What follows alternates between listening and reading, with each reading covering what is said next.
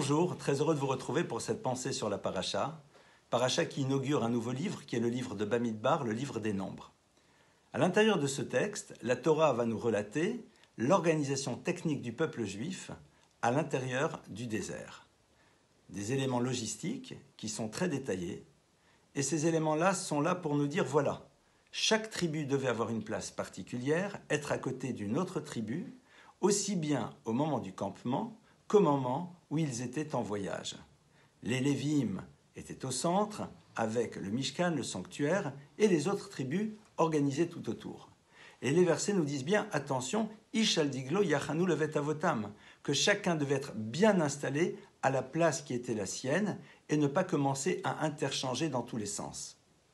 Évidemment, ceci nous interpelle, quelle est la leçon que la Torah est en train de nous donner à travers cet enseignement.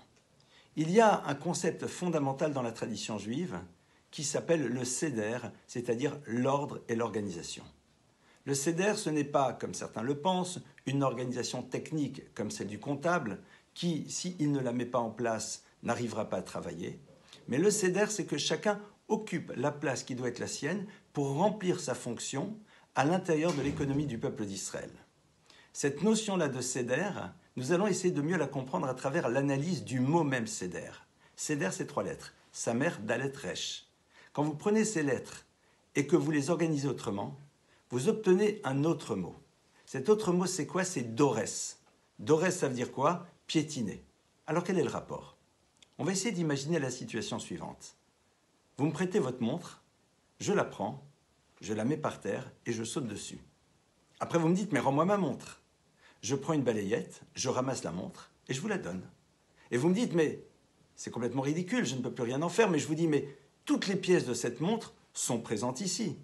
Et vous de me dire, mais elles ne sont pas organisées, elles ne sont pas en ordre, on ne peut plus rien en faire.